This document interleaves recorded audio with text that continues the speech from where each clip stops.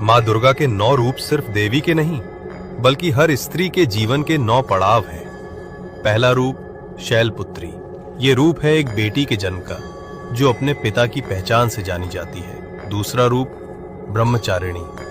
ये रूप है उस कन्या का जो शिक्षा और तप के लिए गुरुकुल में प्रवेश करती है। तीसरा रूप चंद्रघंटा।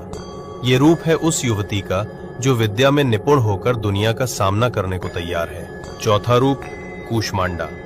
ये रूप है दरवती माँ का, जिसकी गोद में रखा घड़ा जीवन की सृष्टि का प्रतीक है। पांचवा रूप स्कंद माता। ये रूप है उस माँ का जिसने अभी अभी नवजीवन को जन्म दिया है। छठा रूप कात्यायनी। ये रूप है उस माँ का जिसने जीवन की हर मुश्किल से लड़ना सीख लिया है। सातवां रूप कालरात्रि।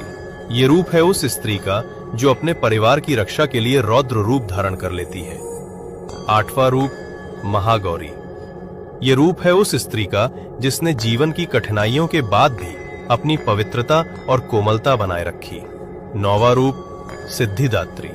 ये रूप है उस स्त्री का जो अब संपूर्ण है, परिवार, समाज और खुद के लिए शक्ति का स्रोत बन चुकी है। माँ दुर्गा के ये 9 रूप याद दिलाते हैं कि हर स्त्री खुद देवी है। जय माता दी।